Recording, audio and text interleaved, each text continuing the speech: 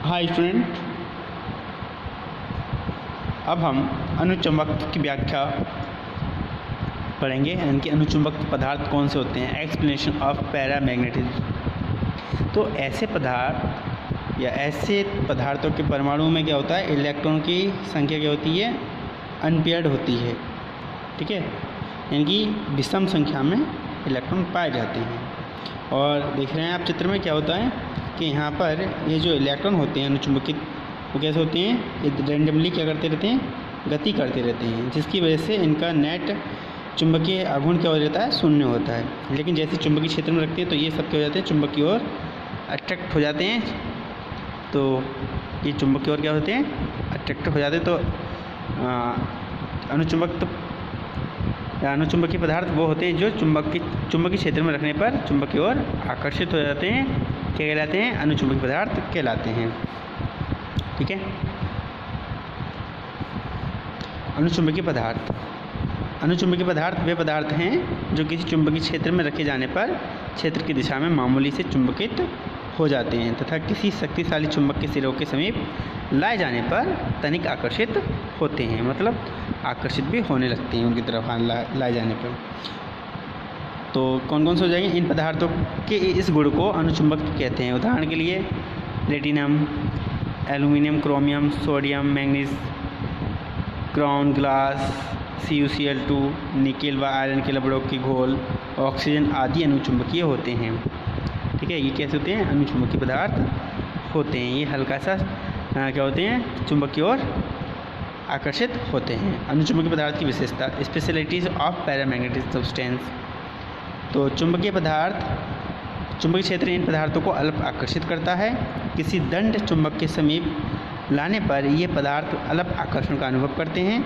अनुचुंबकीय पदार्थ की किसी छड़ को विपरीत ध्रुवों के बीच में रखने पर छड़ की अक्ष लंबाई घूमकर चुंबकीय क्षेत्र के समांतर ठहरती है। यदि ये घूमने के लिए स्वतंत्र हो, छड़ के सिरों पर उत्पन्न ध्रुव निकटवर्ती बाह्य चुंबकीय ध्रुवों के विपरीत होते हैं। तो आप देख रहे हैं, चौथा क्या है, किसी चुंबकीय क्षेत्र में रखने पर इनमें क्षेत्र की दिशा में काई पॉजिटिव एक क्षीण चुंबकत्व, यानी कि काई की जो वैल्यू होती है लेस देन होती है 1 से आ जाता है। चुंबकीय क्षेत्र को हटा लेने पर इनका चुंबकन समाप्त हो जाता है। 5.32 में आप देख सकते हैं कि कैसे इनके चुंबक समाप्त हो रहा है। इन पदार्थों की चुंबकीय सुगराहिता यानी प्रवृत्ति सस्पेप्टिबिलिटी काई 1 से कम एम धनात्मक होती है। एम आपेक्षिक चुंबकशीलता μr 1 से अधिक तथा 2 से कम होती है। छठा पॉइंट है, असमान चुंबकीय क्षेत्र में ये पदार्थ क्षेत्र के अधिक तीव्रता वाले भाग की ओर आकर्षित होते हैं। अतः असमान चुंबकीय क्षेत्र में रखने पर इनकी पदार्थों की प्रवृत्ति क्षेत्र के कम तीव्रता वाले भाग से अधिक तीव्रता वाले भाग की ओर जाने की होती है। इसमें देखिए क्या है, यदि कांच की एक प्याली में किसी अनुचुंबकीय पदार्थ का घोल अर्थात द्रव लें तो क्या होता है, देखिए अगर चुंबक के दोनों सिरे क्या होंगे, पास लेकर आएंगे तो घोल जो होगा वो उठ जाएगा, और दूर हटाएंगे, दूर हो जाएंगे दोनों, तो क्या हो जाएगा, ये दब जाएगा नीचे। ठीक है, इसी प्रकार से यू आकार की नली में भी यही प्रोसेस होती है। सातवां पॉइंट क्या है, इनकी चुंबकीय प्रवृत्ति काई का मान ताप पर निर्भर करता है तथा परम ताप के व्युत्क्रमानुपाती होता है, अर्थात काई इज प्रोपोर्शनल 1/T या काई T = C, क्यूरी नियतांक, ये क्यूरी का नियम है। तो याद रखना, ये क्यूरी का नियम है। 8वां पॉइंट है, इन पदार्थों की आपेक्षिक चुंबकशीलता का मान 1 से अधिक होने के कारण इनको एक समान चुंबकीय क्षेत्र में रखने पर इनके अंदर से गुजरने वाली चुंबकीय बल रेखाओं की संख्या n उस स्थान पर निर्वात में समान अनुप्रस्थ क्षेत्रफल से गुजरने वाली बल रेखाओं की संख्या n0 की तुलना में कुछ अधिक होती है, लेकिन दोगुनी संख्या 2n0 से कम होती है, अर्थात n0 is less than n is less than 2n0। Okay, 9.n का, इन पदार्थों की चुंबकीय प्रवृत्ति काई का मान चुंबक क्षेत्र H पर निर्भर नहीं करता, अतः इनकी चुंबकन I तथा चुंबकन क्षेत्र H के मध्य खींचा गया ग्राफ सरल रेखा होता है। ठीक है, क्योंकि I/H = काई, तो इस तरीके का ग्राफ आपको प्राप्त हो जाएगा। यह चुंबकत्व की व्याख्या, एक्सप्लेनेशन ऑफ फेरोमैग्नेटिज्म। तो फेरोमैग्नेटिज्म क्या होते हैं, ऐसे पदार्थ जो चुंबकीय क्षेत्र में रखने पर चुंबक की ओर प्रबलता से क्या होते हैं, आकर्षित होते हैं। क्या कहलाते हैं? लोह चुंबकीय पदार्थ कहलाते हैं। लोह चुंबक तथा अनुचुंबकत्व में केवल चुंबकन की प्रबलता का अंतर होता है, बस इतना ही अंतर होता है। क्या मतलब? लोह चुंबक क्या होंगे? वो ज़्यादा चुंबक की ओर बहुत तेज़ी से आकर्षित होते हैं। लोह चुंबकीय पदार्थों में चुंबकन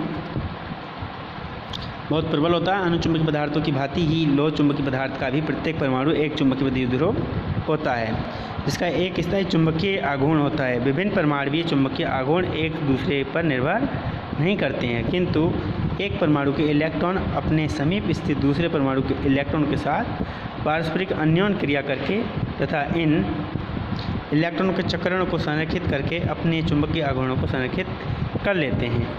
अपनी दिशा में ले लेना, संरक्षित का मतलब है अपनी दिशा में ले लेते हैं। इस प्रकार इन पदार्थों के अंदर 10⁻⁸ से 10⁻12 मीटर क्यूब कोटि के बहुत सूक्ष्म स्थान माइक्रोस्कोपिक रीजन में स्थित सभी इलेक्ट्रॉनों के चक्रण समांतर संरेखित हो जाते हैं।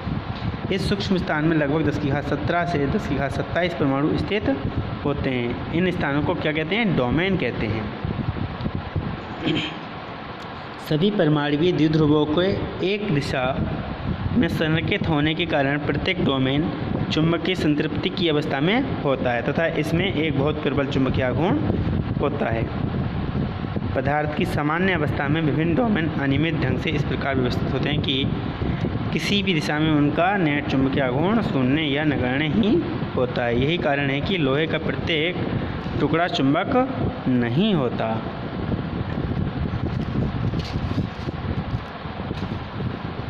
ठीक है, तो ये आप इस चित्र में आप देख सकते हैं A, B, C, D और E। यहाँ पे इलेक्ट्रॉन को आकर्षित करने के लिए लगाया गया है। तो यहाँ पर क्या हो गया? ये एक दिशा में लगने लगा। तो बाह्य चुंबकीय क्षेत्र का प्रभाव क्या होता है? जब इन पदार्थों के किसी बाह्य चुंबकीय क्षेत्र में रखते हैं तो पदार्थों का परिणामी चुंबकीय आघूर्ण अर्थात पदार्थ का लोह चुंबक निम्न दो प्रकार से उत्पन्न हो सकता है। पहला, डोमेनों की परिसीमाओं का विस्थापन द्वारा। इस स्थिति में जो डोमेन बाह्य चुंबकीय क्षेत्र के समांतर अभिविन्यासित होते हैं उनके आकार में वृद्धि होती है तथा वे डोमेन में जो बाह्य क्षेत्र के विपरीत अभिविन्यासित होते हैं आकार में घट जाते हैं। डोमेनों के घूर्णन द्वारा। तो इस स्थिति में डोमेन इस प्रकार घूम जाते हैं कि इनके चुंबकीय आघूर्ण बाह्य चुंबकीय क्षेत्र की दिशा में संरेखित हो जाते हैं। आंशिक रूप से 5.35 डी में देख सकते हैं आप बात तथा पूर्ण रूप से चित्र 5.35 ई में चुंबक की संतृप्त अवस्था है। यदि बाह्य चुंबकीय क्षेत्र दुर्बल हो तो पदार्थ साधारणतः डोमेन की परिसीमाओं के विस्थापन द्वारा चुंबकित उत्क्रमणीय चुंबकन रिवर्सिबल मैग्नेटिज्म होता है, परंतु प्रबल चुंबकीय क्षेत्रों में पदार्थ का चुंबकन डोमेनों के घूर्णन अनुत्क्रमणीय चुंबकन इरिवर्सिबल मैग्नेटिज्म होता है। बात करते हैं लोह चुंबकीय पदार्थ, फेरोमैग्नेटिक सब्सटेंस।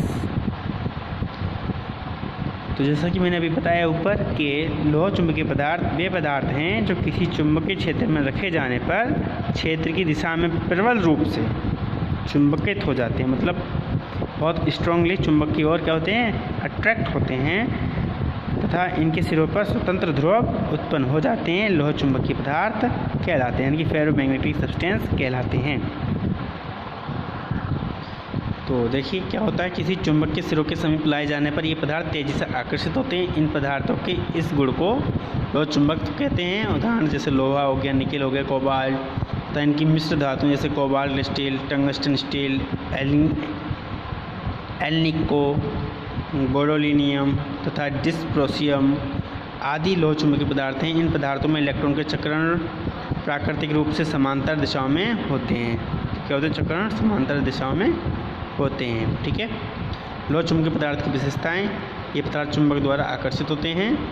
ठीक है, किसी चुंबकीय क्षेत्र में रखने पर इन पदार्थों में क्षेत्र की दिशा में काई पॉजिटिव बहुत अधिक प्रबल चुंबकन, यानी काई का मान क्या होता है? 1 से अधिक होता है। इनके सिरों पर अनुचुंबकीय पदार्थ के समानी चुंबकीय ध्रुव नॉर्थ और साउथ निकटवर्ती बाह्य चुंबकीय ध्रुवों के विपरीत उत्पन्न हो जाते हैं। इन ध्रुवों की ध्रुव सामर्थ्य अनुचुंबकीय पदार्थ में उत्पन्न ध्रुवों की ध्रुव सामर्थ्य की तुलना में बहुत अधिक होती है। चुंबकीय क्षेत्र के हटा लेने पर भी इनमें चुंबकत्व रह जाता है। तो ये इनकी प्रॉपर्टीज हो जाएगी, ठीक है, पढ़ लेने से।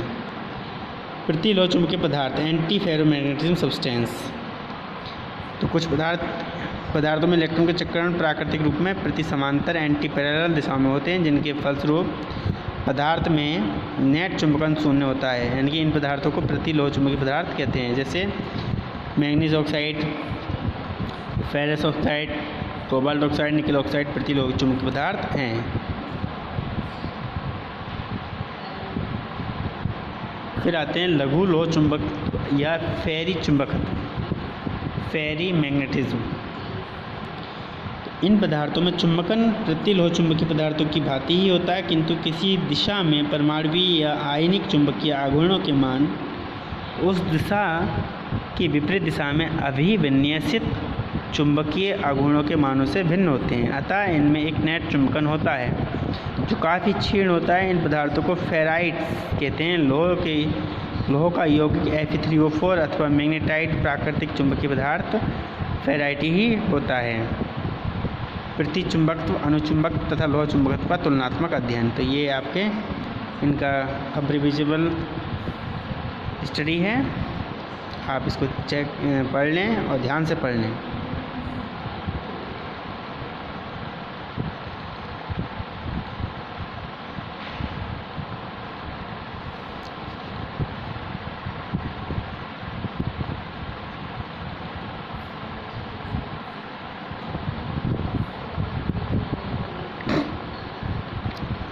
अब बात करते हैं क्यूरी ताप।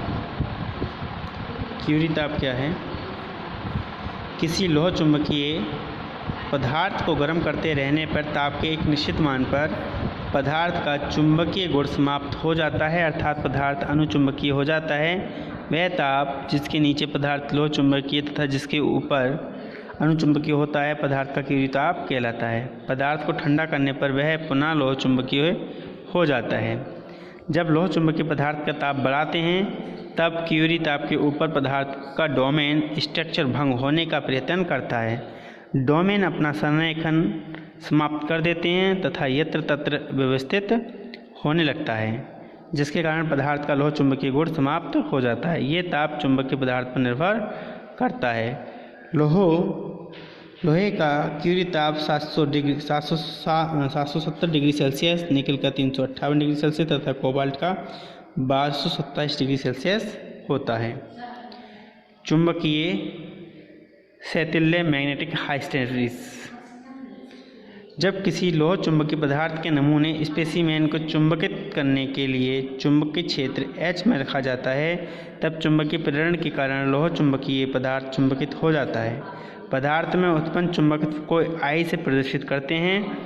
बाह्य चुंबकीय क्षेत्र की तीव्रता H को X अक्ष पर तथा पदार्थ पर उत्पन्न चुंबकन I को Y अक्ष पर दर्शाया गया है। बाह्य चुंबकीय क्षेत्र की तीव्रता H का मान विद्युत धारा द्वारा नियंत्रित किया जाता है। चुंबकीय क्षेत्र की तीव्रता H को परिवर्तित करने से पदार्थ का चुंबकन I परिवर्तित होता है। चित्र के अनुसार H के परिवर्तन के साथ I में परिवर्तन दिखाया गया है। बिंदु O पदार्थ की प्रारंभिक अचुंबकित स्थिति तथा शून्य चुंबकीय क्षेत्र की तीव्रता H पर पदार्थ चुंबकीय रूप से संतृप्त हो जाता है। H का मान इस बिंदु से अधिक बढ़ाने पर चुंबकन I में कोई वृद्धि नहीं होती। अब यदि चुंबकीय क्षेत्र की तीव्रता H घटाया जाता है तब पदार्थ का चुंबकीय I भी घटता है, परंतु अब ये पहले पथ AO का नहीं बल्कि एक नए पथ AB का अनुसरण करता है। तो ये इस प्रकार से डायग्राम में दिखा रखा है, ठीक है। इस प्रकार पदार्थ का चुंबकन I चुंबकीय क्षेत्र से पश्चिमगामी होता है। जब H शून्य हो जाता है तब भी I का मान OB है, शून्य नहीं। चुंबकन की इस मात्रा को अवशेष चुंबकत्व कहते हैं। इसको धारणीयता या धारणशीलता भी कहते हैं। इस प्रकार पदार्थ की धारणीयता या धारणशीलता चुंबकीय क्षेत्र हटाने पर पदार्थ में अवशेष चुंबकन की माप है। ओके, आज के लेक्चर में बस इतना ही। थैंक यू, जय हिंद।